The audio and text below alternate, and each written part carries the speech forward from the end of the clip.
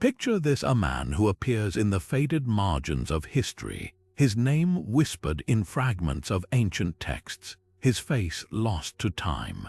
No one knows where he came from or where he disappeared to, yet his presence lingers like a ghost in the records of civilizations separated by centuries and continents. He's called many things: the keeper of scrolls, the silent scholar, but most intriguing of all, the mysterious man of the books. For generations, historians and treasure hunters alike have been captivated by the puzzle of his identity, chasing echoes of his existence through crumbling manuscripts and cryptic inscriptions. Who was he? Why do so many cultures, from the deserts of Egypt to the monasteries of medieval Europe, carry traces of his shadow, and what secrets might his lost legacy hold? The clues are scattered like breadcrumbs across the ages: a mention in a pharaoh's court, a fleeting reference in a monk's diary, a symbol etched into the wall of a forgotten library. Each piece only deepens the enigma. Some say he was a guardian of forbidden knowledge, a man who could navigate the hidden corridors of the world's greatest libraries without leaving a trace. Others believe he was something more: a traveler unbound by time, slipping through the cracks of history to preserve truths too dangerous to be forgotten. What's undeniable is that wherever he appears, the threads of mystery tighten. His story isn't just about one man, it's about the power of books themselves, how they can outlive empires, conceal revolutions, and whisper secrets long after their authors turn to dust. This is the kind of mystery that doesn't just belong to historians, it belongs to anyone who's ever felt the thrill of uncovering something hidden, the electric moment when the past reaches out and brushes your fingertips. So join me as we step into the labyrinth of the mysterious man of the books. Together, we'll follow the trail of clues he left behind, decode the riddles woven into ancient texts, and ask the questions that have haunted scholars for centuries. Because this isn't just a story about a man lost to time.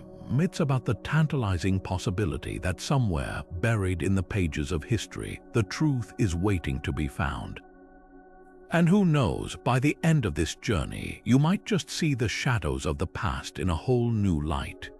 To understand the enigma of the mysterious man of the books, we must first travel back to the turbulent crossroads of the ancient world, where empires rose and fell, where knowledge was both sacred and dangerous. The earliest whispers of his presence emerge from the sun-baked streets of Alexandria, home to the legendary Great Library, a beacon of learning that drew scholars from every corner of the known world. This was a time when scrolls were more valuable than gold, and the line between philosopher and spy was often blurred. Egypt under the Ptolemies was a melting pot of Greek, Persian, and Egyptian thought, where rival schools of philosophy clashed in shadowy debates, and rulers like Ptolemy II would go to outrageous lengths to hoard knowledge, confiscating books from ships in the harbor, commissioning forgeries, even imprisoning scholars to control their ideas. Yet Alexandria wasn't the only stage for this mysterious figure. Half a world away, in the war-torn kingdoms of Mesopotamia, clay tablets speak of a scribe without a master who appeared during the reign of Ashurbanipal, the last great king of Assyria. Ashurbanipal's library at Nineveh held the entirety of Mesopotamian wisdom, from exorcisms to epic poetry, and it's here that one cryptic text describes a man who could read the unreadable, deciphering languages even the court scholars had forgotten. Was this the same shadowy scholar slipping through the cracks of history? Then there's the Silk Road connection. Centuries later, as caravans carried silk and spices between China and Rome, travelers' diaries from Samarkand mention a keeper of lost books who traded rare manuscripts in exchange for strange favors: never money, always secrets. In the Tang dynasty, a Taoist monk's journal recounts meeting a foreigner with eyes like old parchment, who corrected errors in sacred texts with unsettling accuracy. Even the Mayans, isolated across oceans, have a legend of a pale stranger who taught scribes a forgotten writing system before vanishing into the jungle. What ties these fragments together? A world where knowledge was power, where libraries were battlegrounds, and where a single man, or perhaps a lineage of them, could weave through history unseen, guarding truths too volatile for their time. Whether he was a mortal scholar with uncanny luck or something more supernatural, one thing is clear. His story is written not in ink, but in the eerie gaps between what history remembers and what it dares to forget. The earliest concrete clues about this enigmatic figure emerge from a crumbling papyrus discovered in the ruins of a scribble school near Thebes, dating back to the 18th dynasty of Egypt. The text, written in a hybrid of hieratic and an obscure cipher, describes a stranger of many tongues who corrected sacred funeral rites with such precision that the high priest suspected divine intervention. Yet what's chilling is the annotation added centuries later by a Coptic monk in the margin: "He still walks among us." This palimpsest of voices across time captures the essence of the mystery, a man seemingly unbound by the constraints of eras. Equally puzzling are the Amarna letters, a cache of diplomatic correspondence from the 14th century before the Common Era. Among pleas for gold and warnings of invasion, one clay tablet from the king of Elashia mentions an advisor who reads the stars as others read footprints, credited with saving Cyprus from drought. But here's the inconsistency. The description of his scarred hands matches a much later account from Persepolis, where a Zoroastrian fire tablet warns of a marked scholar spreading heresies during the reign of Darius I. How could the same physical trait span nearly 1,000 years? Then there's the oral tradition of the Dogon people in Mali, passed down through griots for generations. Their legends speak of a pale wanderer who gifted them astronomical knowledge of Sirius's invisible companion star, a fact modern science wouldn't confirm until the 19th century. But contrast this with the Babylonian Talmud's cautionary tale of a librarian of Babel who could recite every scroll ever burned, yet vanished when asked his true name. The inconsistencies pile up: benevolent teacher in one account, shadowy manipulator in another. Perhaps most revealing is the pattern in these early references. Whether depicted as sage or trickster, the descriptions share three uncanny details: a mastery of lost languages, an obsession with preserving texts against destruction, and always appearing during moments of cultural upheaval. From the Bronze Age collapse to the fall of Constantinople, his legend resurfaces whenever civilizations stand at the brink, as if he's drawn to the moment when knowledge is most vulnerable. But here's what chills me most. In 2,000 years of scattered accounts, nobody ever describes him aging. The same phrase recurs like a refrain: a face like new parchment, yet eyes older than the pyramids. Whether myth or man, his story forces us to ask, what really survives the fires of time, and who, in the end, gets to write history? The physical descriptions of the mysterious man of the books are as fragmented as the histories that mention him, yet certain eerie consistencies emerge like threads in a half-woven tapestry. The most common motif is his attire across civilizations. Witnesses describe a robe of no discernible color, shifting between the hue of aged papyrus and storm clouds depending on the light. A Babylonian merchant's ledger from the 6th century before the Common Era notes he wore a belt strung with hollow bones, each allegedly containing a rolled scrap of writing. Yet in medieval Prague, a monk's chronicle insists his cloak was fastened with living serpents that whispered to him in dead languages. Whether these are embellishments or cultural reinterpretations of the same strange accessories, one detail remains constant: he was never seen without texts. Some accounts depict him cradling clay tablets against his chest like a shield.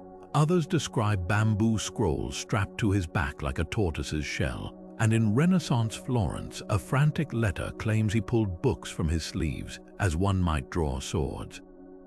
Facial descriptions prove even more contradictory and unsettling.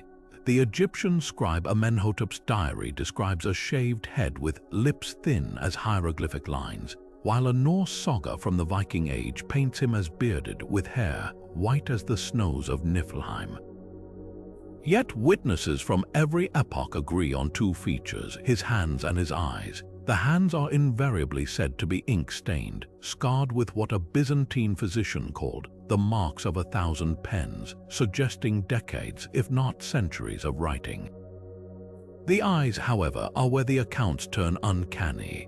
A Tibetan monk's meditation journal from the 8th century describes them as black pits holding distant stars, while a Mayan mural shows him with irises shaped like unfolding codices. Most chilling is the recurrence of a peculiar phrase in multiple languages, variations of "his gaze moved as if reading the air itself." But here's where the mystery twists. For every consistent detail, wild discrepancies surface. A Carthaginian sailor's log mentions a towering figure who had to stoop through doorways, yet Chinese imperial records from the Tang dynasty call him small as a scholar's child. Some texts, like a recovered fragment from Herculaneum, claim he emitted a faint scent of crushed iris roots, a known preservative for parchment, while Ottoman court documents accuse him of smelling like buried lightning. The sole exception to these contradictions, his voice, whether in a Roman senator's memoir or a Mughal princess's diary, it's consistently described as dry pages turning, often with the unsettling addendum that listeners could somehow comprehend him despite language barriers. Perhaps most telling are the omissions. Not a single account mentions him eating or drinking. None describe him sleeping. Even more bizarre, while many texts reference his sudden appearances stepping from behind library shelves or emerging from smoke after a manuscript's destruction, no witness ever claims to have seen him depart. He simply ceases to be present, like a word fading from a palimpsest. These gaps in the record raise an unnerving question. Were observers failing to note mundane details, or was there nothing mundane to record? In the end, the descriptions paint less a man than an assemblage of metaphors, a walking archive, a personification of knowledge itself, forever just out of history's grasp. How do we reconcile these fractured portraits? One theory suggests the man was actually a title passed down through generations of secretive scholars.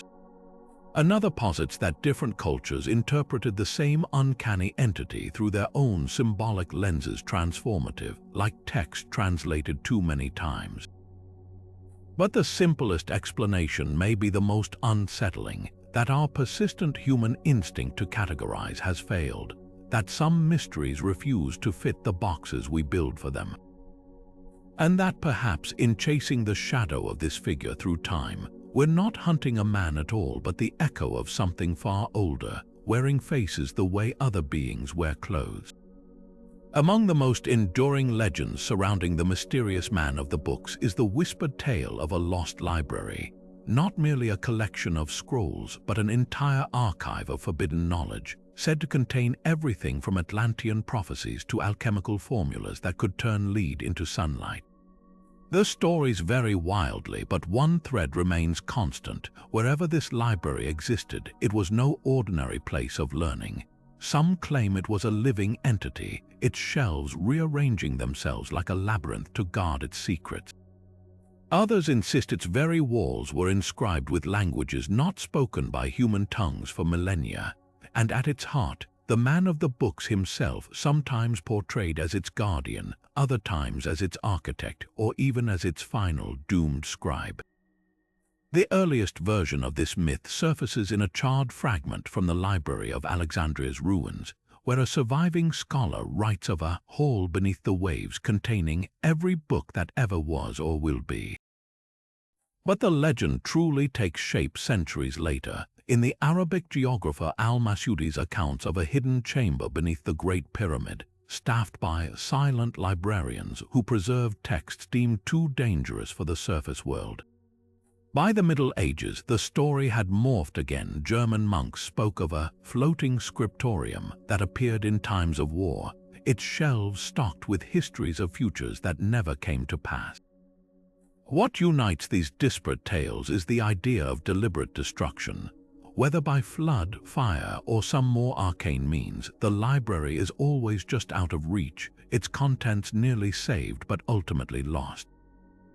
Byzantine scholars whispered that Emperor Constantine the Great ordered its annihilation to suppress heresies, while Venetian explorers swore they'd glimpsed its remains in a cavern beneath Constantinople's cisterns, the books fused together by some unknown force. The most chilling accounts come from the Spanish conquistadors in Mesoamerica, where Maya elders described a house of black paper that the man of the books sealed away before Cortez's arrival, knowing the invaders would burn anything they couldn't understand. Speculation about its possible location reads like a map of the world's obsessions. Renaissance occultists insisted it lay beneath the ruins of Troy, while Victorian adventurers dug futilely in the sands of Timbuktu. Modern theorists propose everything from a hollow chamber beneath the Sphinx to a vault disguised as an ordinary bookstore in present-day Prague. But the most compelling clue might come from an unexpected source. A 17th-century Kabbalist's notebook discovered in a Polish synagogue, describing a library that moves as the moon moves, its entrance visible only when certain stars align. Perhaps the truth isn't about finding a physical place at all. If the man of the books truly transcends time, maybe his library does too, scattered across centuries, its shelves existing in glimpses between heartbeats, its contents forever almost but never quite within our grasp. After all, isn't that the nature of the most powerful knowledge? It flickers at the edge of understanding, maddening as a half-remembered dream, promising answers just before the page turns to ash in your hands. One of the most tantalizing breadcrumbs in this century-spanning mystery isn't a physical artifact or a portrait, it's language itself. Across dozens of accounts, from cuneiform tablets to medieval marginalia, the man of the books leaves behind a trail of peculiar phrases, symbols, and even what might be a personal cipher. Take the recurring appearance of 3 interlocking circles, often drawn in the margins of texts he's said to have handled. In a 9th-century Coptic psalter, it's hastily inked beside a psalm about hidden wisdom. The same symbol appears 800 years earlier on a Babylonian clay tablet listing astronomical observations, where it's labeled the librarian's seal. Most intriguing, a nearly identical mark was recently discovered carved into the beams of a secret room in Prague's Strahov Monastery, a place rumored to hold lost alchemical manuscripts. Then there's the matter of his name, or rather, the deliberate absence of one.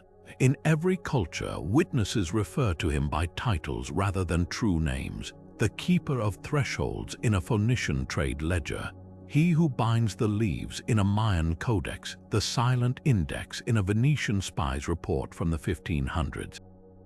But one phrase echoes across languages like a refrain: the one who walks between the lines. A Greek playwright's lost comedy describes him correcting actors' scripts with this epithet, while a Tang dynasty scroll on calligraphy warns apprentices never to question the man between the lines. Could this be more than poetic imagery? Some linguists propose it's a coded reference to reading palimpsests, those layered manuscripts where older writing lurks beneath the surface. Perhaps most chilling are the accounts suggesting he didn't just preserve languages, but manipulated them. A recently deciphered Etruscan curse tablet from the 4th century before the Common Era accuses a word thief of stealing entire alphabets from dying cultures. In medieval Armenia, a monk's chronicle tells of a stranger who made ink run backward to restore a burned gospel. Even the physical descriptions circle back to text. That eerie detail about his voice sounding like dry pages turning appears in languages as diverse as Sanskrit and Old Norse, always with the same simile. But the real cipher might lie in what's missing. In every major account, there's a moment where witnesses describe hearing him speak, but no one ever records his exact words.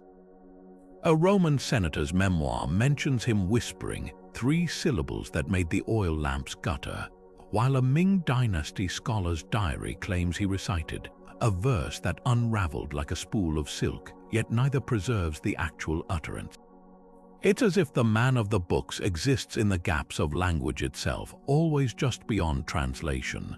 So what do these linguistic ghosts tell us? They hint at a mind, or perhaps an entire hidden tradition. that treated words not just as communication, but as living things to be cultivated, pruned, even weaponized. Whether these patterns reveal a man, a myth, or something far stranger, one truth emerges. In the story of the mysterious man of the books, language isn't merely a clue. It's the very fabric of the mystery. The geographical breadcrumbs left by the mysterious man of the books defy logic as much as they ignite curiosity.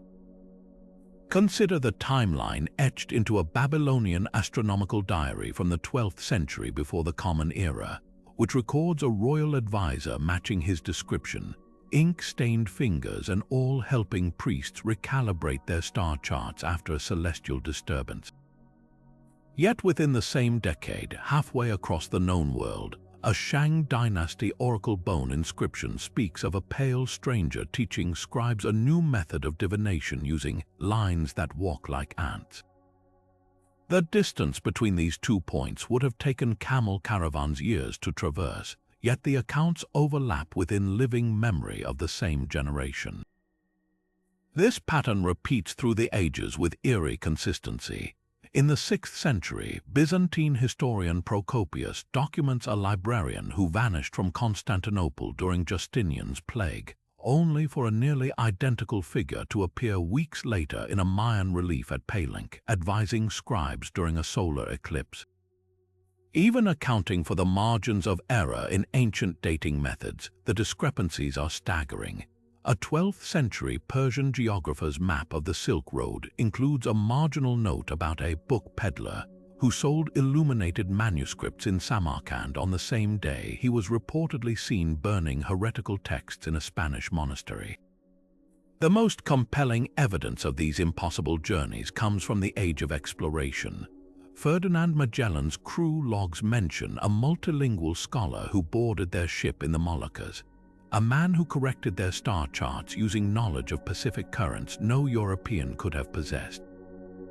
Here's where it chills the blood. That same year, a Portuguese merchant's letter from Mozambique describes bargaining with a book collector whose hands bore the same distinctive scars. The two locations are separated by 8,000 miles of open ocean, yet the accounts are dated mere months apart. This isn't just historical déjà vu. It suggests either an extraordinary network of doppelgangers or something far stranger. Could he have been tapping into lost trade routes we've yet to rediscover, following hidden paths known only to initiated scholars? Or does his trail point to something beyond conventional geography entirely, a relationship with time and space that we're still struggling to comprehend? The maps tell their own haunting story.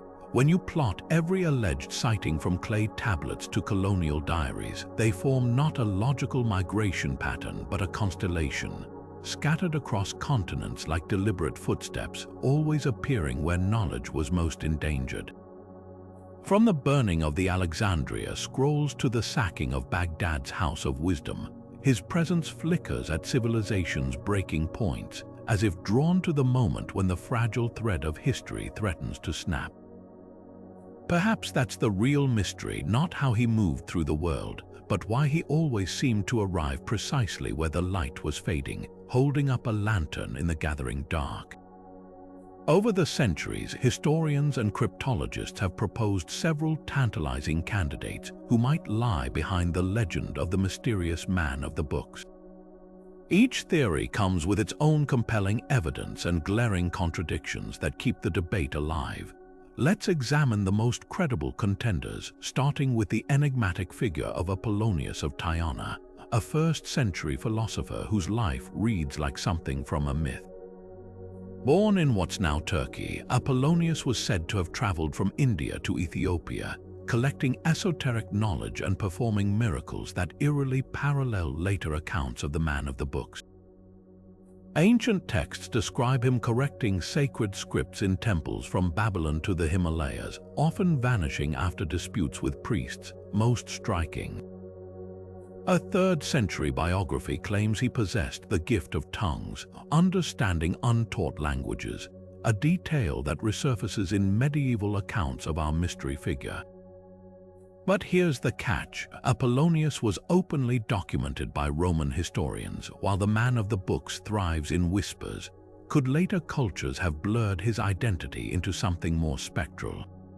Another compelling candidate emerges from the Islamic Golden Age, Abu Bakr al-Razi, the Persian polymath whose 9th century experiments in medicine and alchemy earned him both reverence and infamy.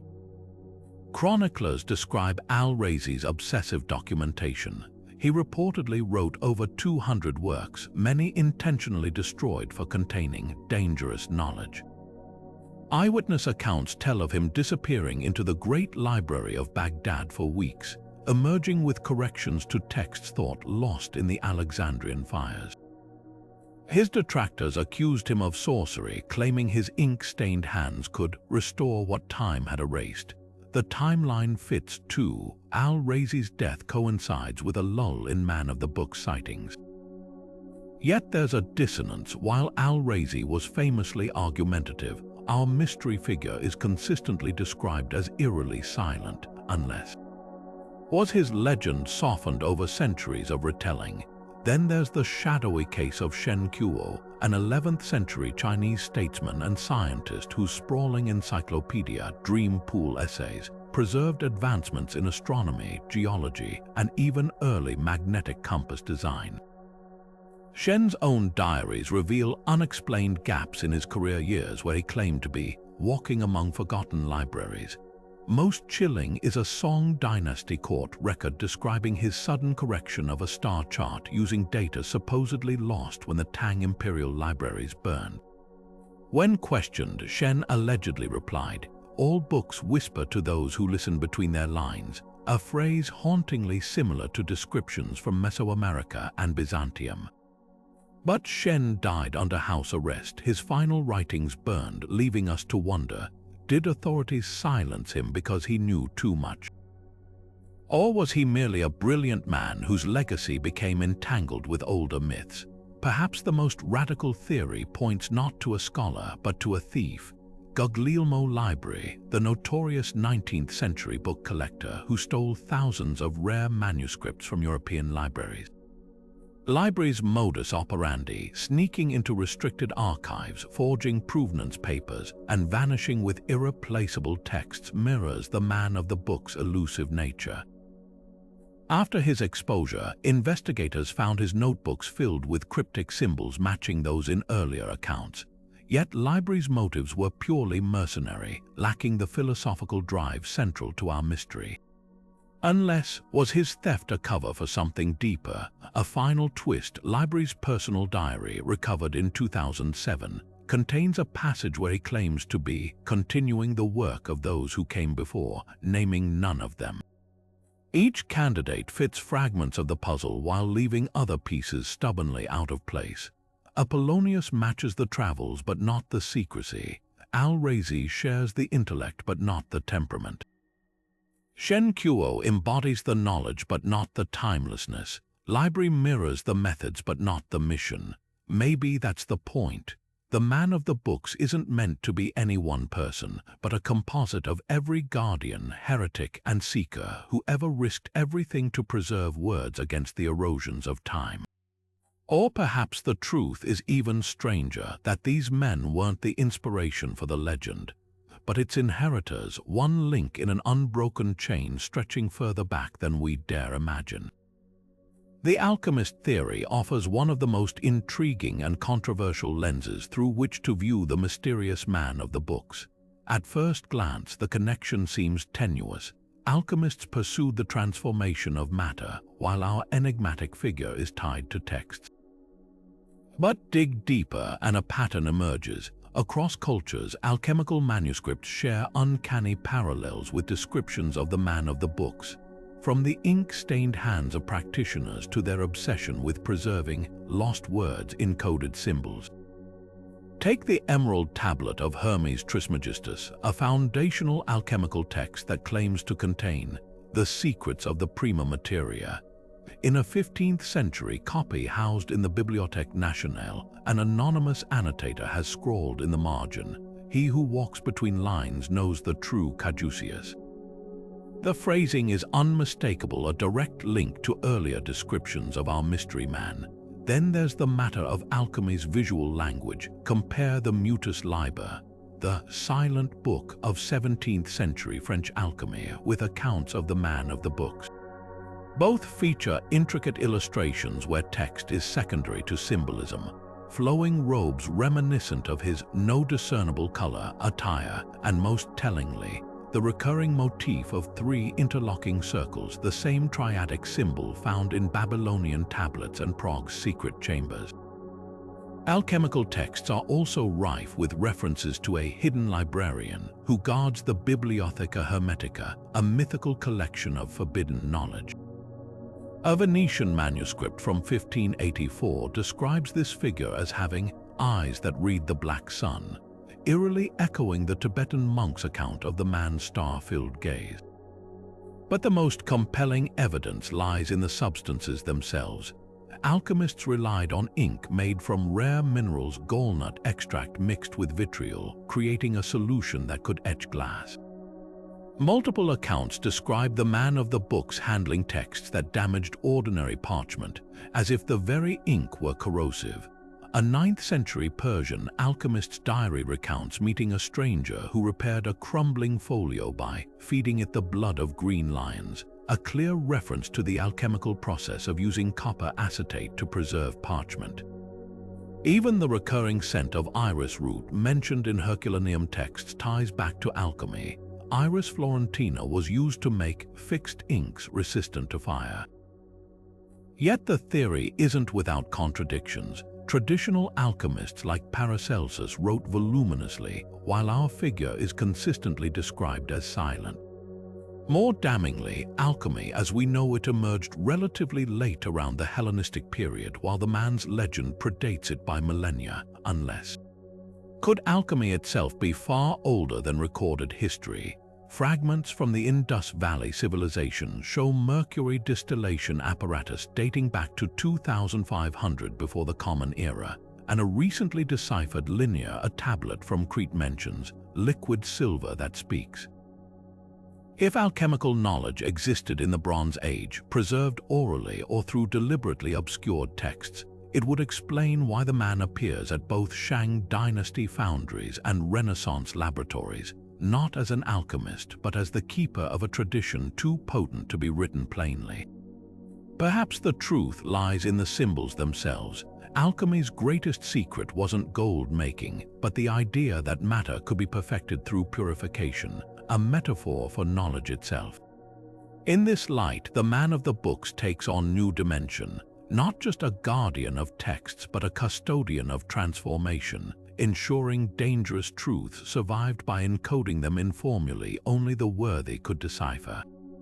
After all, what is a library but a crucible where words become something greater than ink?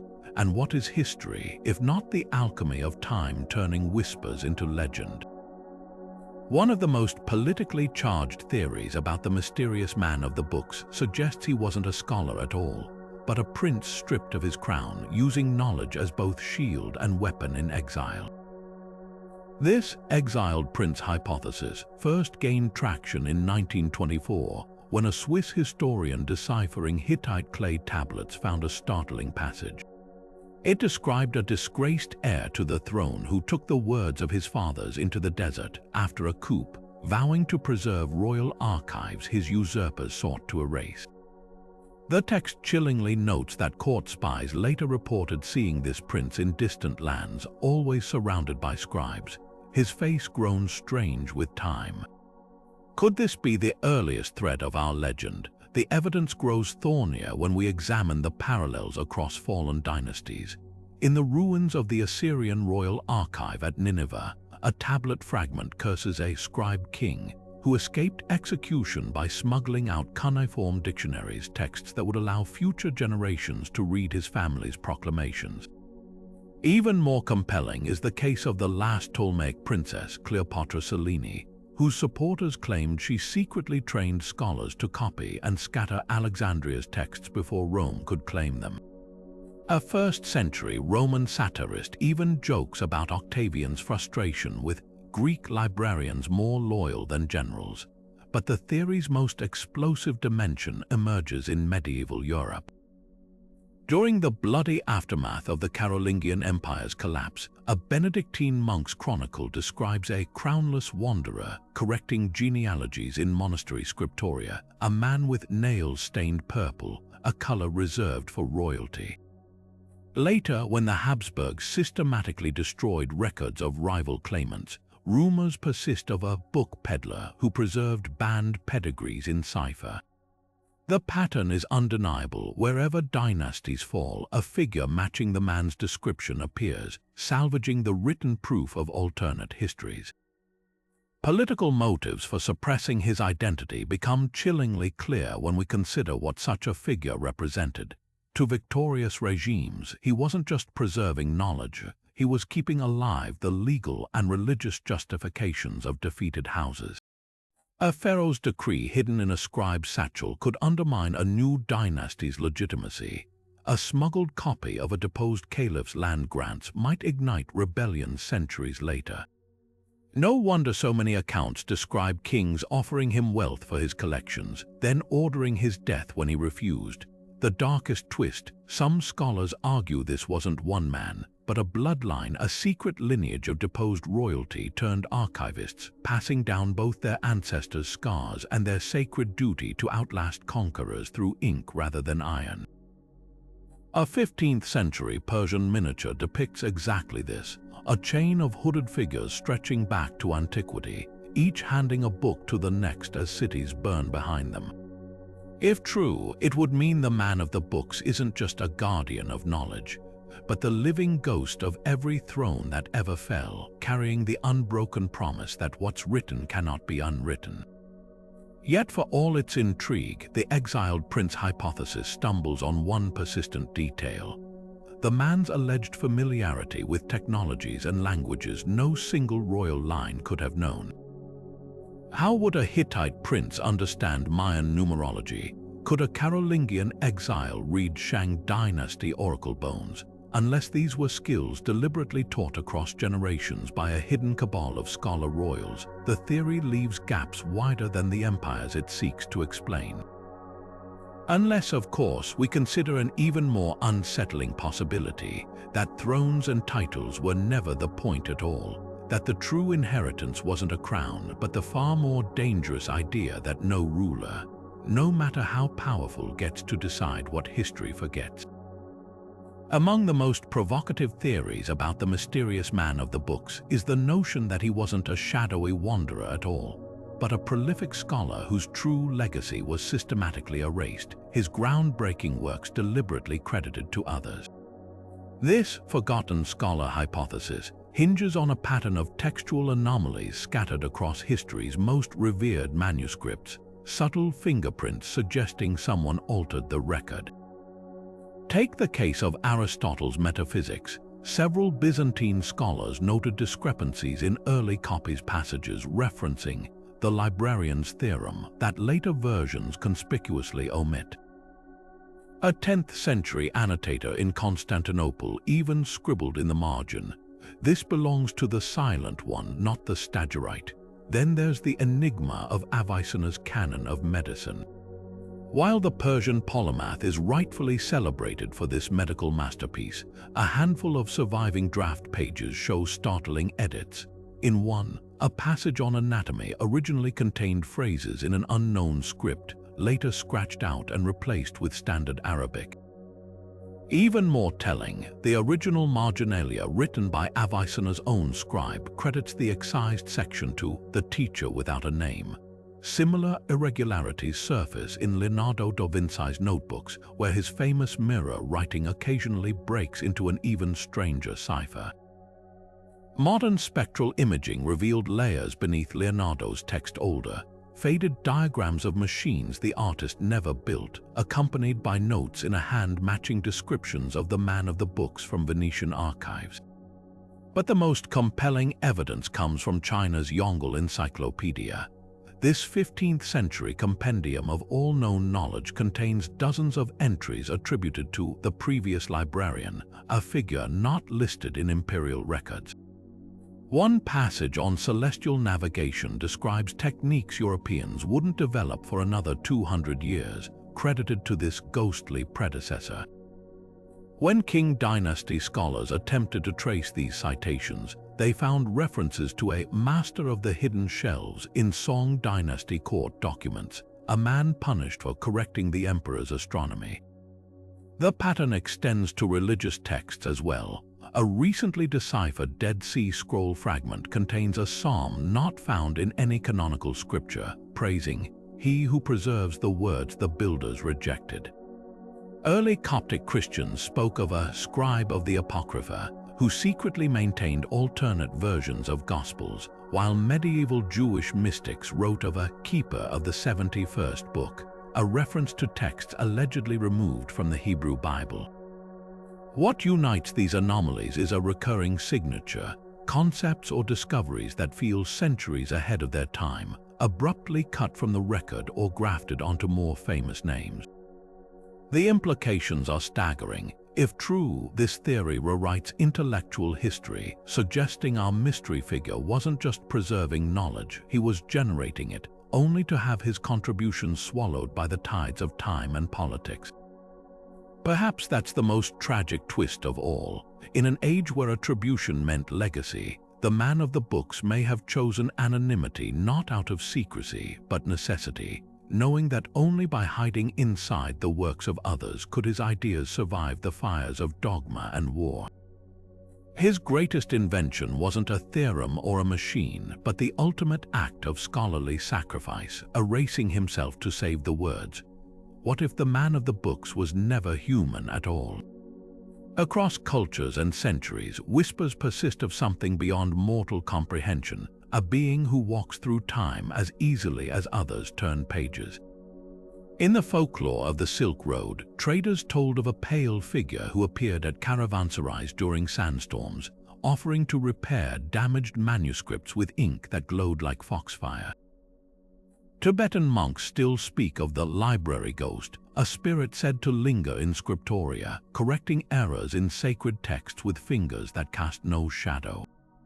Even the rational scholars of the Islamic Golden Age recorded eerie details. Al-Biruni's notes describe a bookbinder in Baghdad who worked without candles, his hands illuminating the vellum from within.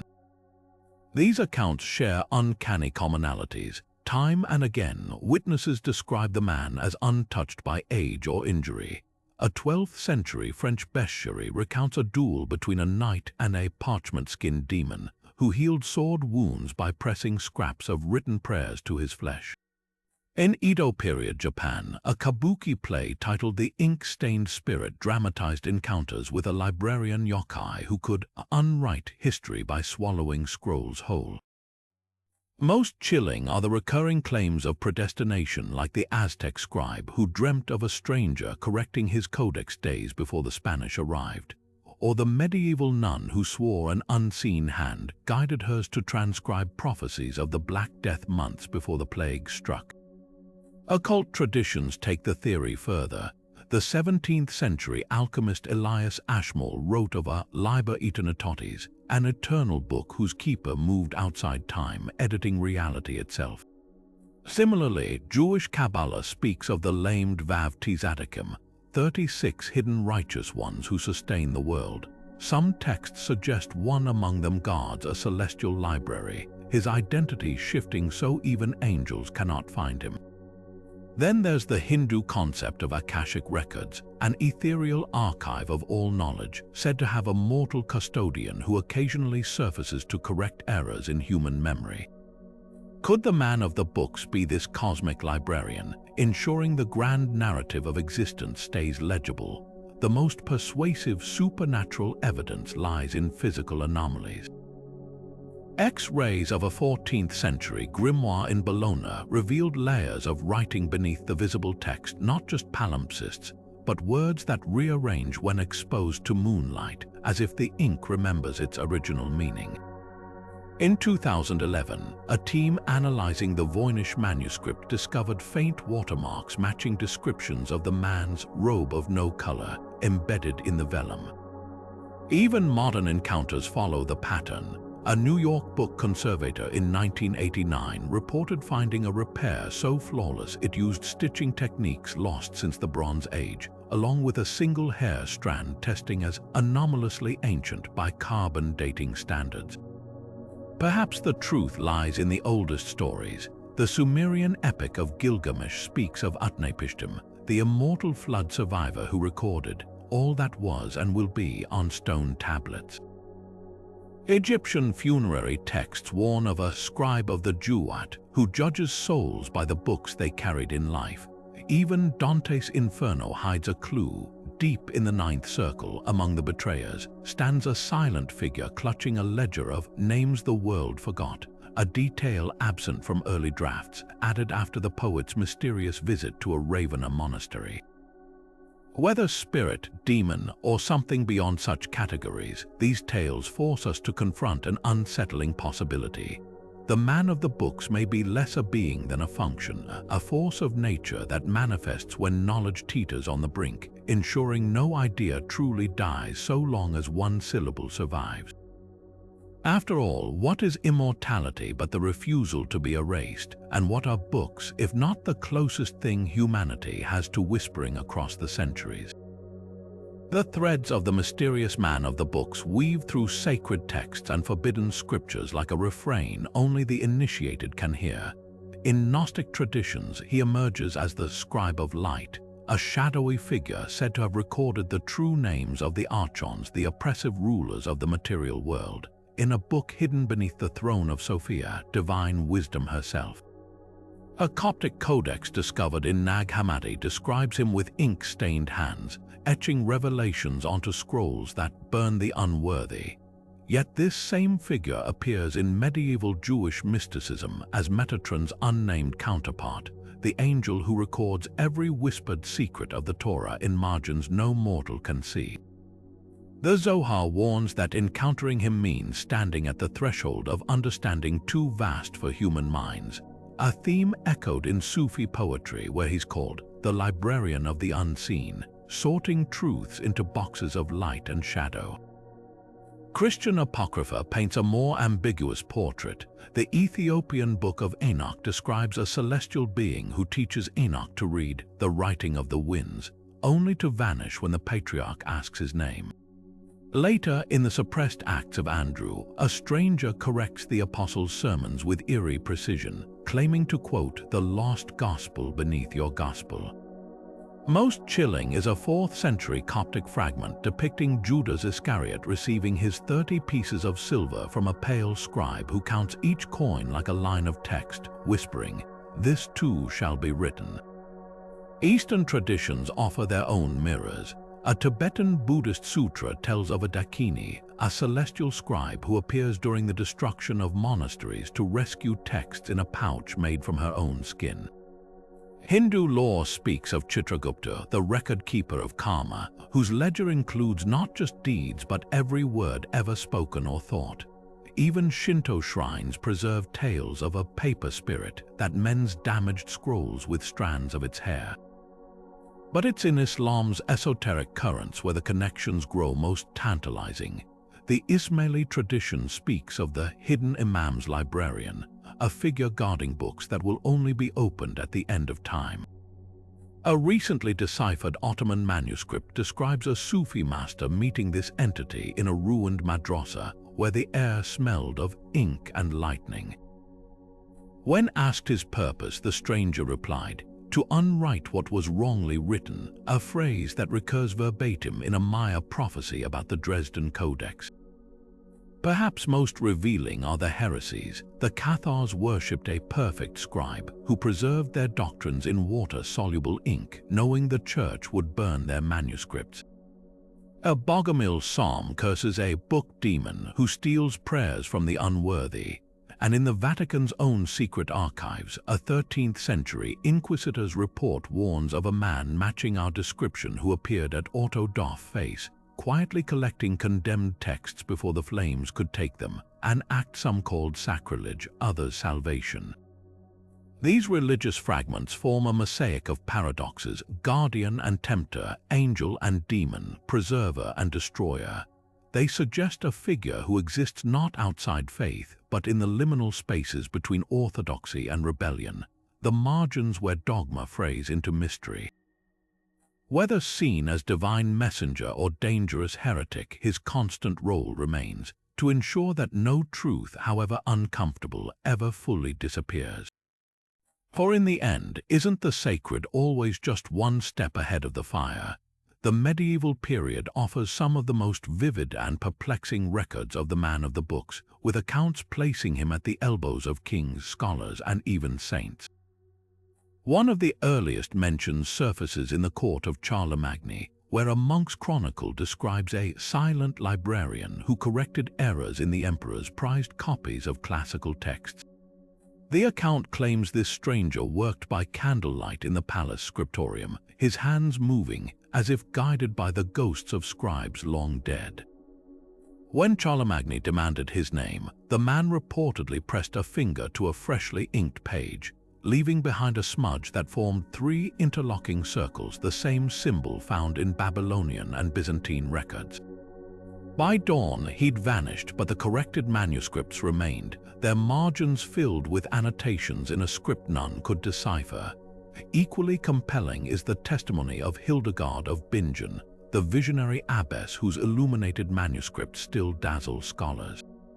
In a letter to another nun, Hildegard confesses that her most intricate visions came after encounters with a parchment-skinned visitor who would rearrange the pages of her work while she slept. She describes waking to find unfamiliar Latin phrases woven seamlessly into her text's phrases that later proved to be exact quotes from lost Gnostic Gospels. Skeptics dismiss this as mystical fancy, but historians note that Hildegard's library contained several texts quoting heretical sources she couldn't have accessed through orthodox channels. Then there's the curious case of Marco Polo's travel diaries. Buried in descriptions of Kublai Khan's court is a passage about a multilingual scholar who served as the Khan's keeper of forbidden books. Polo describes this figure demonstrating a miraculous talent. Holding a damaged manuscript over a brazier, he'd breathe on the pages, and where his breath touched, charred passages would reappear as fresh as the day they were penned. The account takes an eerie turn when Polo claims this same man later appeared to him in a Venetian prison, slipping a scrap of silk between the bars, a scrap later found to bear a flawless copy of a contract Polo had signed with Mongol traders, though the original had burned years prior. Perhaps the most politically charged sighting comes from the fallout of the Cathar heresy. After the brutal siege of Montsegur in 1244, a Dominican inquisitor's report mentions intercepting a heretic scribe carrying rescued Cathar texts. Under torture, the man confessed not to being a Cathar, but to serving a master who collects what flames would claim. The inquisitor describes his prisoner's hands as unnaturally smooth, untouched by the rack's horrors, and his final words, "the books remember," were scribbled in the margin of the report itself, in ink matching no known medieval recipe. These accounts share disturbing consistencies. Whether aiding emperors or heretics, the man of the books appears at moments when knowledge hangs in the balance, his interventions straddling the line between scholarly and supernatural. The question isn't just whether these records are true. It's why medieval chroniclers, separated by continents and centuries, would independently describe the same uncanny details. Unless, of course, they weren't describing a man at all, but something far older, wearing the guise of whatever era it wandered through. After all, in an age where books were copied by hand and knowledge moved at the speed of a pilgrim's feet, who's to say what, or who might slip between the lines undetected? The Renaissance should have been an age of clarity, a rebirth of reason after the medieval dark. Yet in the very heart of humanism's triumph, the man of the books reappears like a smudge of shadow on a freshly printed page. Consider the curious case of Pico della Mirandola, the fiery young philosopher who claimed an unknown tutor taught him Chaldean and Aramaic overnight knowledge that let him challenge the Vatican scholars in their own languages. Witnesses describe this tutor as having fingers, blackened not by ink but by the absence of light, who vanished after gifting Pico a manuscript that supposedly contained the true name of God. That text burned mysteriously in 1486, but not before Pico quoted it in his 900 Theses, sparking accusations of heresy. Was this mysterious teacher our shadowy scholar? The timing fits just as Gutenberg's press began flooding Europe with ideas. The man of the books resurfaces, ensuring certain dangerous truths stayed handwritten. Florence's art world tells its own strange tale. Vasari's Lives of the Artists includes a bizarre aside about an undocumented assistant who worked alongside Leonardo da Vinci. This figure, never named but described with eyes that followed the brush like a scribe follows dictation, allegedly corrected Leonardo's anatomical sketches using knowledge not confirmed by science for another 3 centuries. More chillingly, a recently rediscovered letter from Michelangelo to a confidant complains of a paper dust ghost who rearranged his studio models into poses matching lost Etruscan frescoes. Both accounts share an eerie detail. The strangers left behind faint tracings of those 3 interlocking circles, now scratched into Michelangelo's desk and inked along the margins of Leonardo's notebooks. But it's in the realm of forbidden knowledge where the Renaissance sightings grow most unsettling. John D. Elizabeth I's court astrologer kept meticulous diaries of his attempts to commune with angels. In 1582, he records summoning a spirit calling itself Liber Scientiae, the Book of Knowledge. D's sketches show a gaunt figure holding a tome whose pages bleed into his sleeves, with a caption noting, "His voice was the sound of vellum unrolling in empty rooms." Later, when Catholic agents ransacked D's library, they reported finding a locked chest containing 7 blank pages that moved under one's fingers as if brushed by invisible scribes. Perhaps most telling is how the man adapts to this new age of print. A Basel printshop worker's memoir from 1523 describes a customer who ordered 10 copies of Luther's banned Bible, then altered each by hand with annotations that predicted the Peasants' War months before it erupted. When authorities raided the shop, they found the stranger gone, but every corrected Bible opened to the same verse, "The letter killeth, but the Spirit giveth life." What makes the Renaissance encounters different is their self-awareness. Unlike medieval monks who trembled at his presence, thinkers like Pico and Dee seem to recognize they're dealing with something beyond human, and worse, that he recognizes them back. In an age obsessed with rediscovering antiquity, the man of the books becomes both muse and memento mori, whispering that for all their rediscovered classics, the most important texts might still be missing. After all, what's a printing press to a being who seems to have walked straight out of the fire that consumed Alexandria? The Enlightenment, that great age of reason and revolution, should have been the moment when myths like the man of the books dissolved beneath the scalpel of scientific inquiry. Yet the 18th century's most brilliant minds left behind whispers just as uncanny as those from medieval monks. Take the Royal Society's archives in London. Buried between Newton's correspondence and Franklin's lightning experiments lies a curious letter from 1772.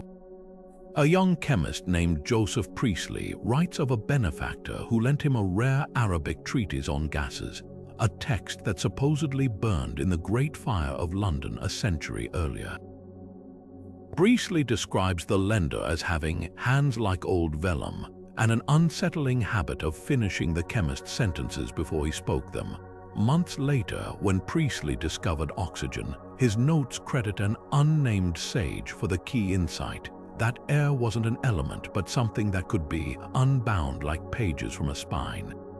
Across the channel, the French encyclopédiste tells stranger tales. Diderot's personal journals mention a proofreader who worked on the encyclopédie under cover of darkness, correcting entries on forbidden topics with impossible precision. One night, the philosopher D'Alembert allegedly caught this figure altering the magic entry, adding diagrams of a device resembling a modern photocopier complete with notations in an unknown script. When confronted, the stranger reportedly replied, "All knowledge is retrieval, before vanishing into the Rue Saint-Jacques. Even Voltaire, that staunch skeptic, wrote to Frederick the Great about a library patron in Ferney who could quote from books that do not yet exist, predicting the contents of works still in the author's minds. But the most chilling account comes from Vienna, where the imperial librarian Ign as von Born kept a secret diary detailing his encounters with a living catalogue who roamed the Habsburg collections.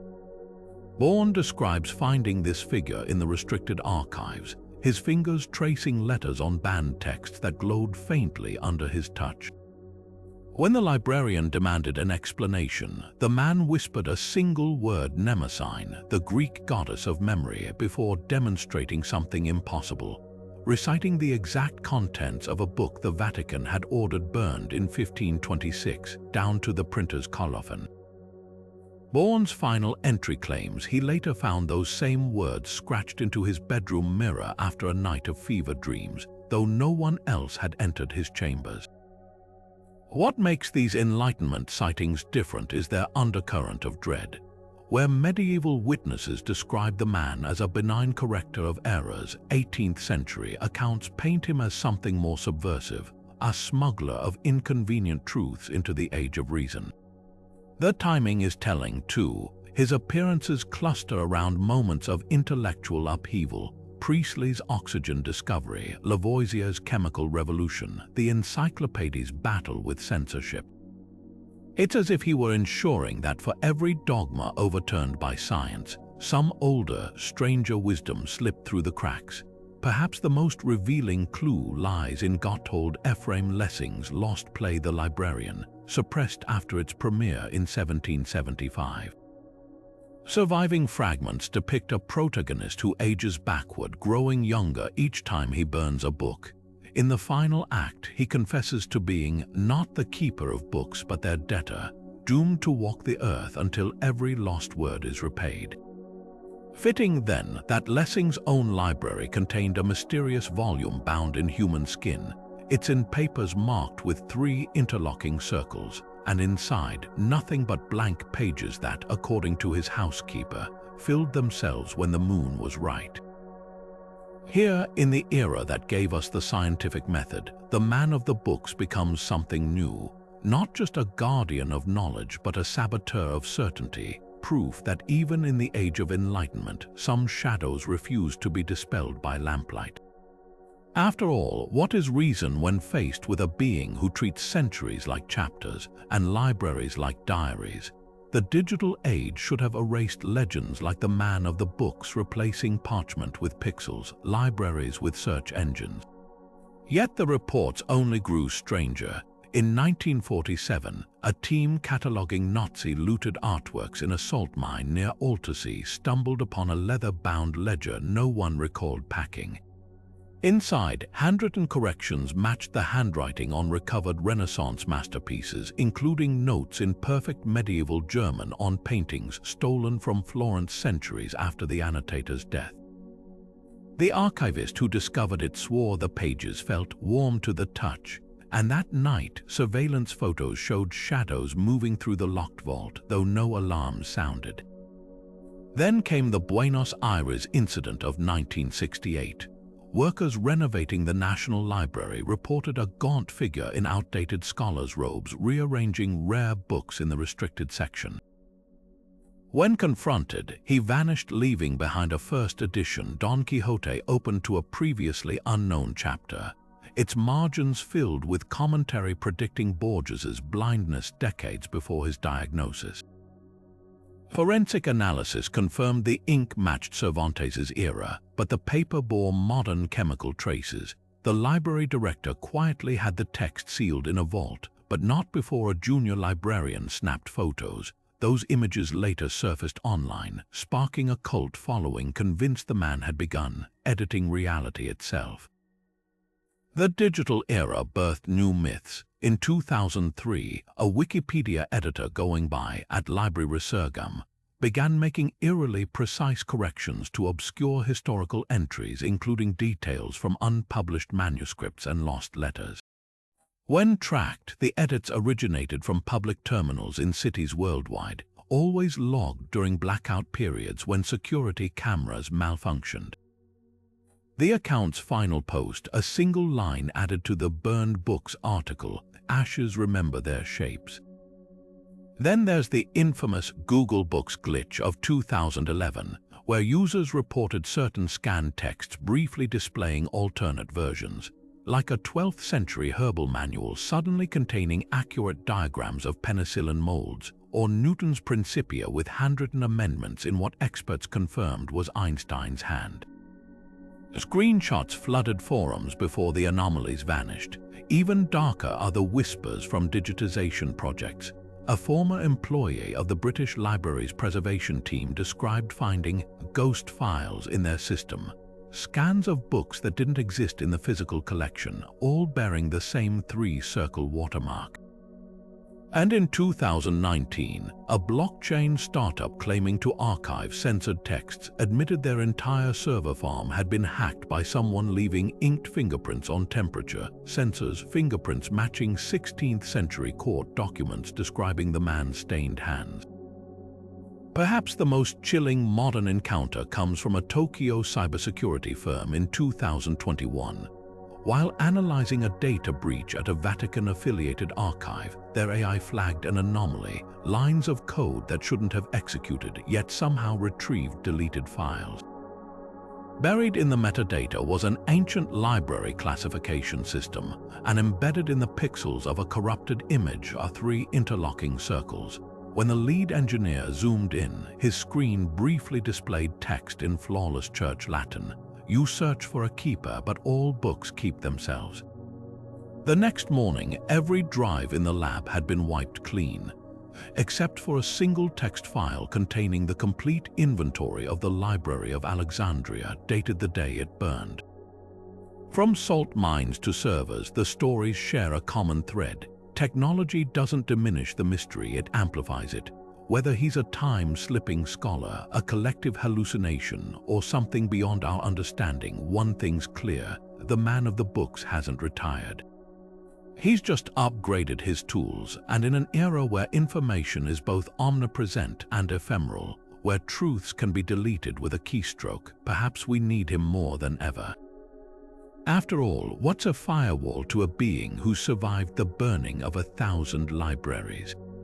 And what's the cloud, if not the latest iteration of his eternal mission, to ensure that no word, no matter how forbidden, ever truly disappears?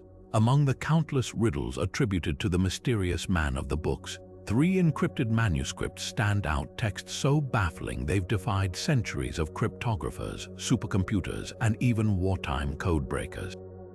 The first is the Voynich Cipher, a 15th century book filled with botanical illustrations of plants that don't exist, celestial charts of unknown constellations, and pages upon pages of script in an alphabet unlike any other. What makes it eerily familiar? Marginal doodles of those 3 interlocking circles, alongside annotations in a hand-matching descriptions of the man from Prague's Strahov monastery records. In 1917, Wilfred Voynich discovered it in a Jesuit archive, but its origins stretch back further. Carbon dating places the vellum in the early 1400s, yet the content references astronomical phenomena not documented until the 1600s. Teams from the NSA to AI labs have thrown every tool at it, from frequency analysis to neural networks, but the text remains stubbornly opaque. Some theorists claim it's a hoax, but why would a medieval forger invent a language with consistent grammatical rules, or hide chemical formulas for compounds undiscovered until the modern era? Then there's the Rohank Codex, a cryptic Hungarian tome discovered in the 1830s. Its 448 pages mix invented symbols with familiar religious scenes, crucifixions beside pagan rituals, all annotated in a script that shifts between alphabetic and logographic patterns. The strangest detail, passages appear to quote verbatim from the Coptic Gospel of Thomas, a text lost for centuries and only rediscovered in 1945. How could an 18th century manuscript contain phrases from a gospel buried in the Egyptian desert a millennium earlier? Linguists have tried everything comparing it to Old Hungarian, Sanskrit, even artificial languages like lingua ignota, but the codex resists. In 2016, a team noticed something unsettling. Certain symbols match marginalia in Kepler's astronomy notes, corrections Kepler attributed to a silent scholar who visited his observatory. But the most chilling is the Codex Seraphinianus of 1978. At first glance, it seems a modern art project, a surreal encyclopedia of a non-existent world, penned in flowing script by Italian artist Luigi Serafini. Yet hidden in its alien flora and biomechanical creatures are fragments of real historical events. The burning of the Library of Alexandria rendered in a single grotesque illustration, or a page where Inkai tendrils form the exact layout of the Villa of the Papyri before Vesuvius erupted. Serafini insists he invented everything, but cryptographers found something he couldn't explain embedded in the nonsense script are mathematical sequences describing quantum entanglement, written decades before the field matured. Even stranger, a forensic analysis revealed traces of iron gall ink, a medieval recipe beneath the modern dyes. The common thread, each manuscript teeters between genius and impossibility, blending eras and disciplines as if the author had unrestricted access to time itself. They resist decryption not because the codes are complex, but because they seem to follow rules outside human logic, like texts written in a language designed for readers who haven't evolved yet. Perhaps that's the real purpose of these ciphers, not to hide knowledge but to test the limits of who's worthy to receive it. After all, some doors aren't meant to be opened, they're meant to remind us how much lies beyond our grasp. Artistic depictions of the mysterious man of the books reveal as much about humanity's fascination with hidden knowledge as they do about the elusive figure himself. A 15th-century fresco hidden in an Umbrian monastery shows him with a face of shattered parchment, each fragment inscribed with a different alphabet, his fingers curled around a key that drips ink instead of metal. The symbolism here is unmistakable. The key represents access, but also the burden of what lies locked away. Meanwhile, a series of woodcuts from Reformation-era Germany portray him blindfolded, surrounded by burning books, yet somehow reading from a scroll untouched by the flames. Artists seem to grapple with the same paradox. How does one depict a being who exists to preserve knowledge, yet thrives in its destruction? Dutch Golden Age painters took a subtler approach. In a little-known Rembrandt workshop sketch, a shadowy figure leans over a scholar's shoulder, guiding his quill with hands that cast no shadow, an eerie nod to medieval accounts of the man's ink-stained, weightless presence. Even more telling is Caravaggio's Lost Librarian of Shadows, described in a patron's letter as showing a youth with eyes that reflected not light but letters, holding a mirror that revealed books invisible to the viewer. These Renaissance and Baroque artists fixated on the man's relationship to perception itself, suggesting he didn't just guard knowledge but controlled who could perceive it. The 19th century brought a darker interpretation. Goya's Disasters of War series includes a nightmarish etching titled Lo que queda, What Remains, where a skeletal figure in tattered scholar's robes kneels in a ruined library, stitching together scorched pages with his own hair. Here, the man becomes a post-apocalyptic archivist, preserving fragments against oblivion. Contrast this with William Blake's watercolor, The Voice of the Ancient Librarian, where a radiant androgynous figure floats above a circular library, whispering to shelves that rearrange themselves like living things. Romantics saw him not as a ghoul but as a divine intermediary, the connective tissue between human and eternal wisdom. Modern art takes the symbolism into abstraction. A surrealist painting by Remedios Varo shows a tower of melting books, their text flowing into the mouth of a faceless figure whose body is made of shifting letters. Contemporary installations like Anselm Kiefer's The Secret Life of Books use charred paper and lead sheets to evoke the man's presence as both creator and survivor of intellectual holocaust.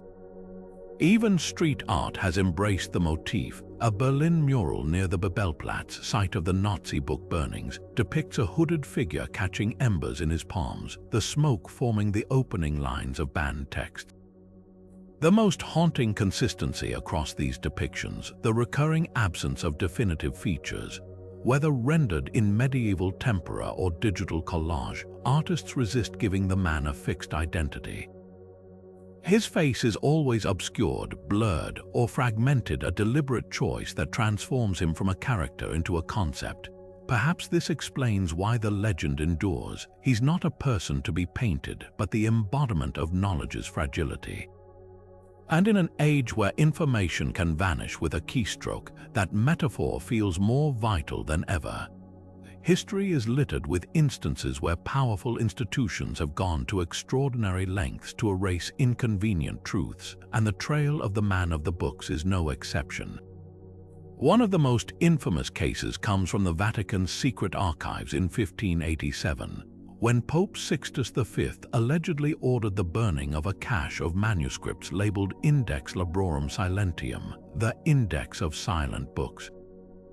A surviving letter from the papal censor notes these texts contained annotations not of this world, with margins filled with corrections matching descriptions of the man's three-circle symbol. The motive: church authorities feared these texts undermined the doctrine of biblical inerrancy by suggesting certain scriptures had been altered across centuries by an unseen hand.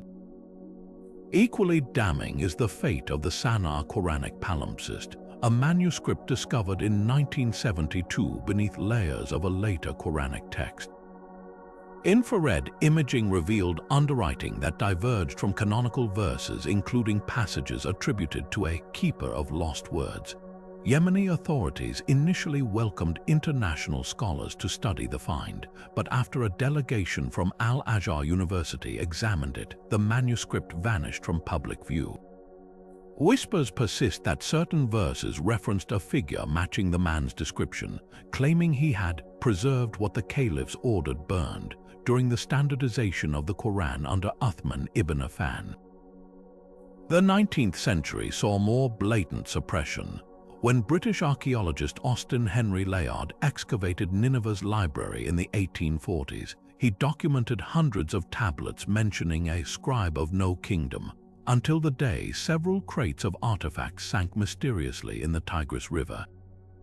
Layard's private journal, later unearthed in the British Museum's restricted collection, recounts a warning from a local informant. The Effendi who walks with books does not like his name on loud lips. Even more chilling, the drowned tablets included astronomical calculations that, when compared to modern star maps, appear to chart celestial events millennia in the future. The 20th century brought subtler but no less deliberate erasures. In 1936, a team from the University of Chicago uncovered a chamber beneath Persepolis containing Achaemenid-era scrolls referencing a library that walks. Days before translation could begin, the dig was shut down by Iranian military officials citing national security concerns. Decades later, declassified State Department cables revealed the real reason. The scrolls allegedly contained maps of underground tunnels stretching from Egypt to China, tunnels matching descriptions in medieval Arab geographers' accounts of the man's movements. Why such extreme measures? The pattern suggests more than religious or political censorship. These acts of suppression cluster around moments when the man's legend threatens to expose uncomfortable truths about knowledge itself. That it's never truly centralized, that authorities don't control the narrative as fully as they claim, and that somewhere in the shadows a counter-archive persists, preserving what palaces and churches would rather forget. After all, the greatest threat isn't a man who defies time, it's the proof that no empire, no dogma, no regime can ever fully erase what's been written. In recent years, cutting-edge technology has given historians and cryptographers new tools to chase the shadow of the mysterious man of the books through the corridors of time. Spectral imaging, once reserved for art restoration, is now peeling back layers of medieval palimpsests, revealing undertext that may hold traces of his passage. At Oxford's Bodleian Library, researchers using multispectral scanners discovered eerie marginalia in a 12th century bestiary notations in an unknown hand that cross-reference passages from Aztec codices not brought to Europe for another 400 years. Even more baffling, the ink composition matches no known medieval recipe, yet radiocarbon dating confirms its age.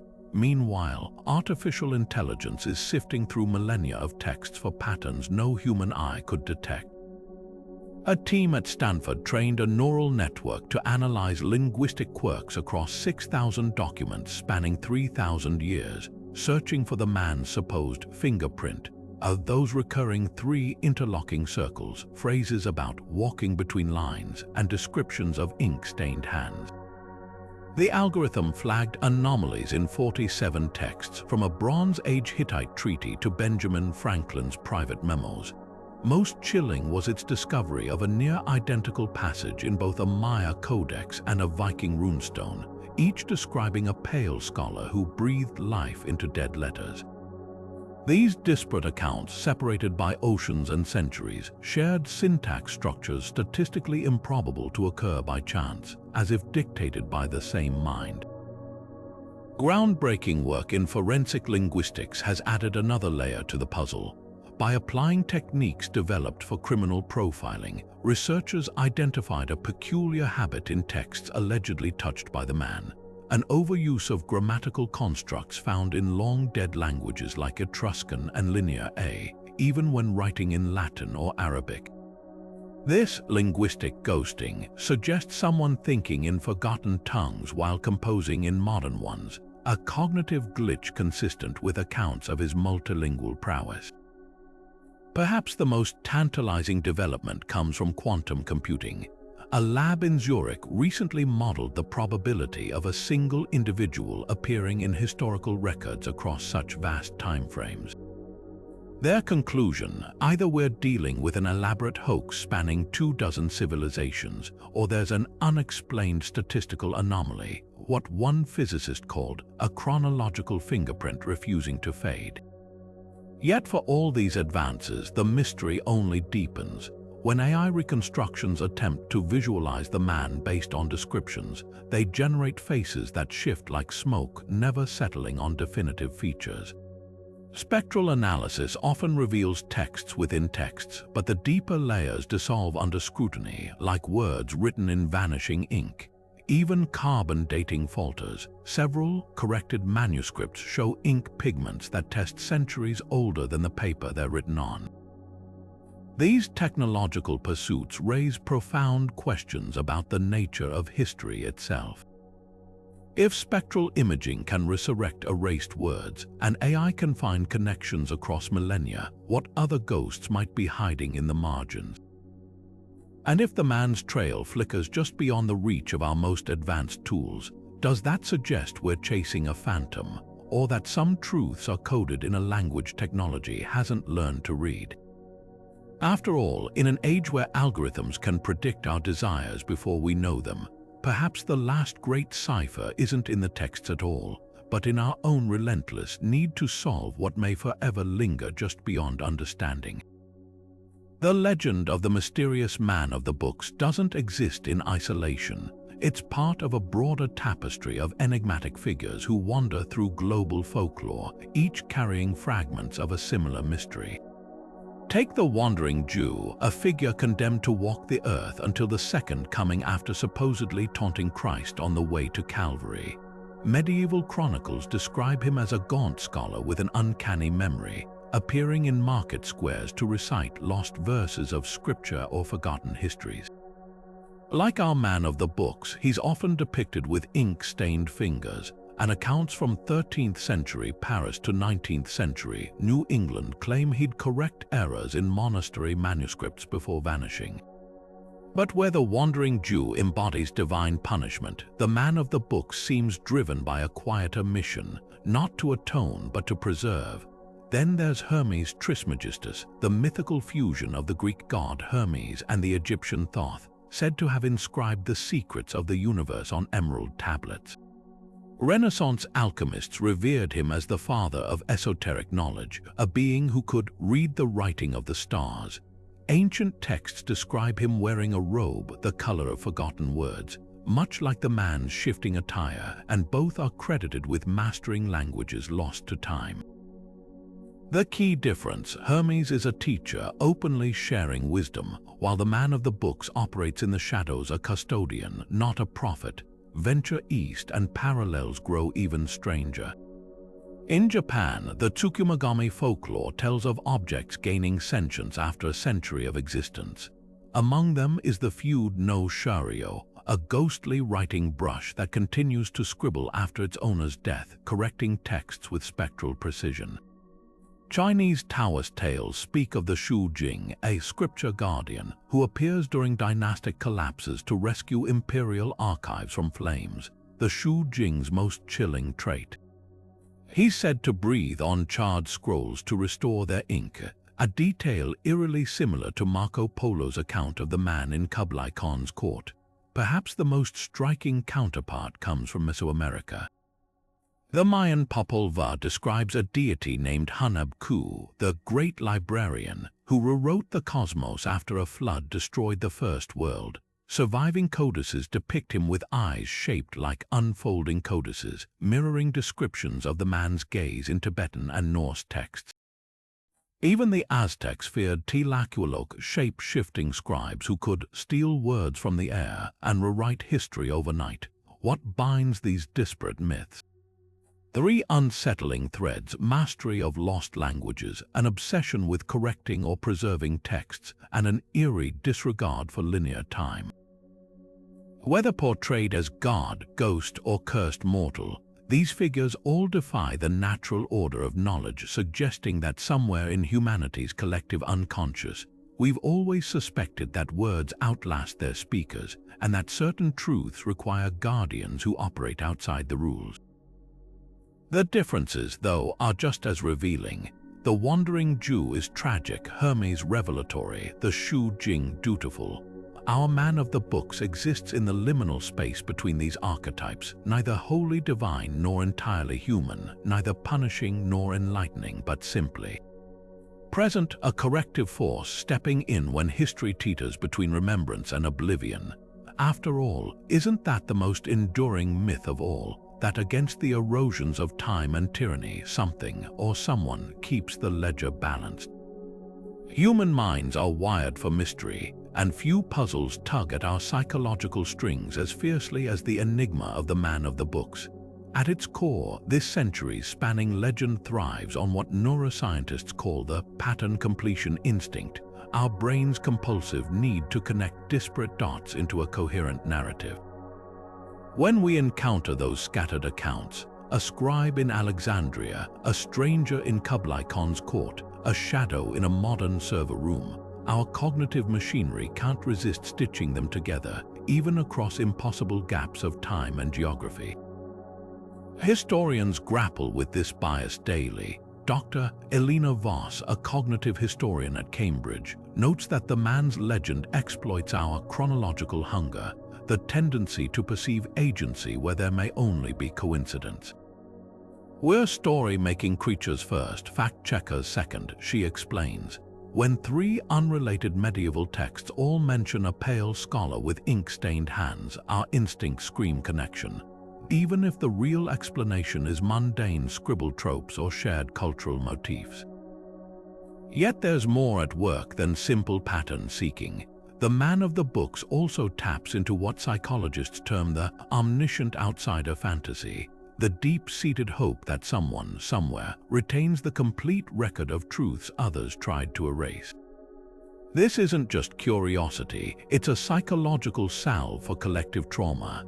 After the burning of the Library of Alexandria, the sacking of Baghdad's House of Wisdom, the Nazi book pyres, each act of cultural destruction plants a seed of longing for a guardian who outsmarted the flames. Dr. Rajiv Mehta, who studies memory preservation in conflict zones, sees parallels in modern digital archiving projects. Whether it's medieval monks or Syrian librarians smuggling manuscripts today, we crave proof that knowledge can't truly be killed. The man represents that wish-given flesh. The legend also preys on our relationship with time itself. Neurological studies show human brains struggle to process deep time. Centuries blur together, making gaps feel bridgeable.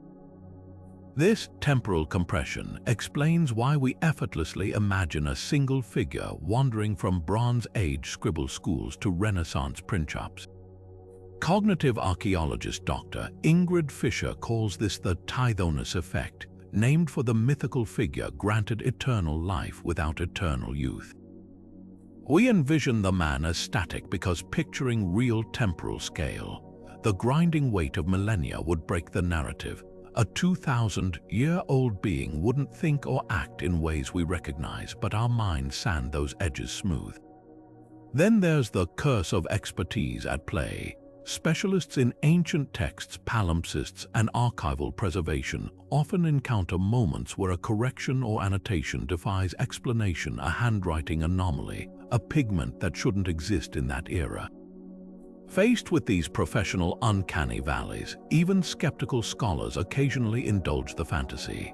As Yale medievalist Dr. Aaron Petrov admits, when you've spent decades reconstructing a damaged manuscript only to find a marginal note that perfectly restores the missing line. Part of you wants to believe in the keeper of lost words just for a heartbeat. Ultimately, the endurance of this mystery reveals less about history than about ourselves. In an age of misinformation and digital ephemerality, the man of the books embodies our terror of lost context, our rage against entropy, and our stubborn faith that somewhere, in a hidden scriptorium, a locked server, or the folds of time itself, the full story still exists, patiently waiting for the right reader. Perhaps that's why the legend adapts effortlessly to each new medium. From clay tablet to cloud storage, it's never really been about him. It's about our own reflection, gazing back from the black mirror of the past, whispering the same urgent question, what have we forgotten, and who will remember when we're gone? Despite centuries of research and speculation, 5 enduring questions about the mysterious man of the books defy even the most rigorous scholarly scrutiny.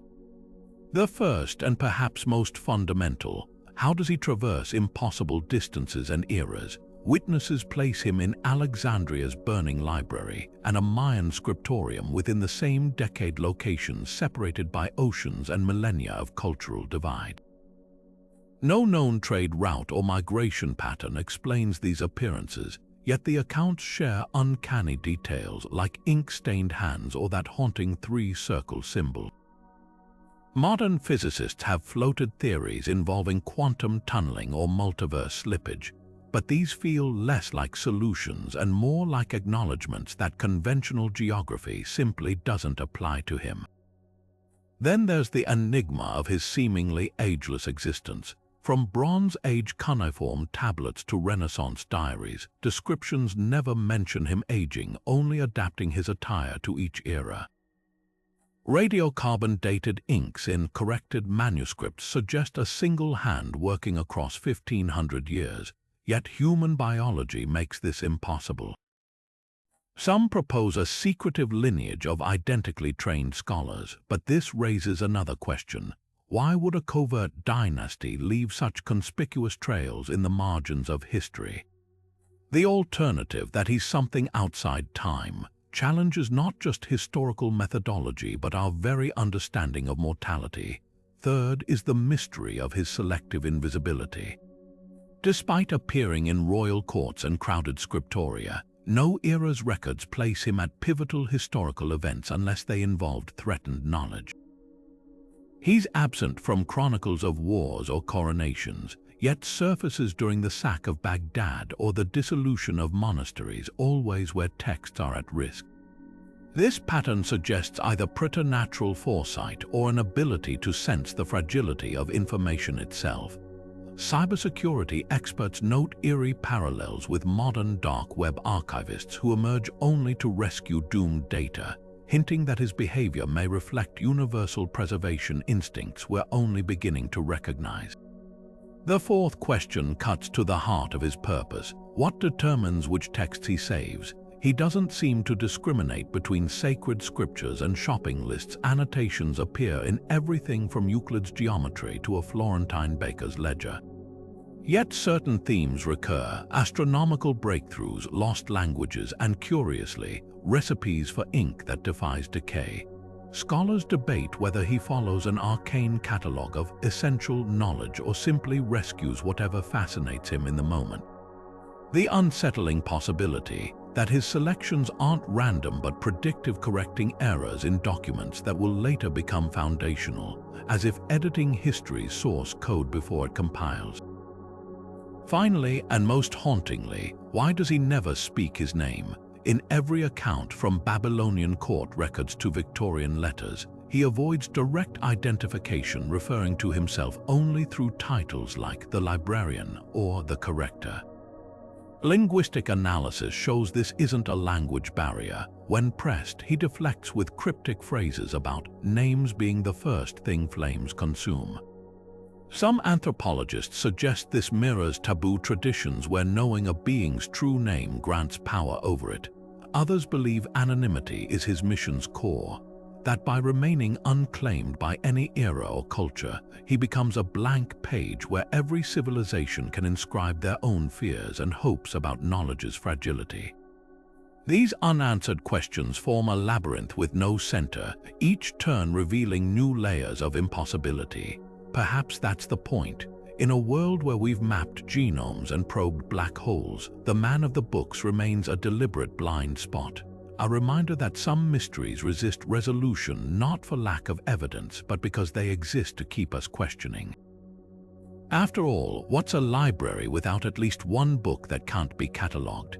The enduring mystery of the man of the books isn't just about an elusive figure. It's a mirror held up to humanity's own obsession with the fragile nature of knowledge. For centuries, across continents and civilizations, this enigma has captivated scholars and storytellers alike, not because it offers answers, but because it crystallizes our deepest fears and fascinations. What does it mean that cultures separated by oceans and millennia all whispered of a guardian who slips through time to rescue words from oblivion? Perhaps it reveals something fundamental about us, our terror of being forgotten, our hunger to believe that no idea truly dies, and our quiet defiance against the inevitable erosion of history. Consider how the legend adapts to each era without losing its core. In ancient times, he was a phantom in the libraries of Alexandria and Nineveh. In the Middle Ages, a shadow mending manuscripts during the Black Death. Today, he's a glitch in digital archives or a hacker preserving censored texts. His evolution speaks to the timeless urgency of his mission. Wherever knowledge is threatened, the story reshapes itself to fit the crisis. That persistence suggests the man isn't just a myth, but a metaphor for resilience itself. After all, isn't every librarian, archivist, or even a YouTuber documenting obscure history carrying a flicker of his purpose? Yet the mystery endures because it resists resolution. Unlike other legends, say, the Loch Ness Monster or Atlantis, this one thrives on contradictions. He's both scholar and spirit, mortal and timeless, savior and saboteur. The moment we think we've pinned him down, alchemist, exiled prince, cosmic librarian, a new clue appends the theory. And maybe that's the point. The man of the books isn't meant to be solved. He's a riddle that keeps us questioning what we think we know about history, time, and the power of words. So what does the centuries-long hunt for his identity say about us? It exposes our longing for continuity in a fractured world. In an age where information can vanish with a keystroke or a wildfire, the idea of an eternal guardian reassures us that some truths are fireproof. It also reveals our discomfort with gaps in the record. We'd rather invent a phantom than accept that history is full of irreparable silences. But most of all, it shows how stories, like the books he's said to protect, outlive their creators. Whether as folklore or conspiracy, the legend persists because it answers a need deeper than curiosity, the hope that someone, somewhere, is keeping score. Now it's your turn. After journeying through libraries and labyrinths, encountering coded manuscripts and impossible timelines, what do you think? Is the man of the books a forgotten historical figure, a collective hallucination, or something beyond our understanding? Have you stumbled upon a clue everyone else missed, a symbol in a medieval text, an odd marginalia in an old book, or even a modern encounter that defies explanation? Drop your theories in the comments below, because the beautiful thing about this mystery is that it belongs to anyone who's ever looked at a crumbling page and wondered what secrets it might still hold. And who knows, maybe somewhere in the chatter of voices and ideas, we'll inch closer to the truth, or perhaps, like every generation before us, we'll simply add another layer to the legend. After all, some stories refuse to end, they just wait for the next reader to turn the page.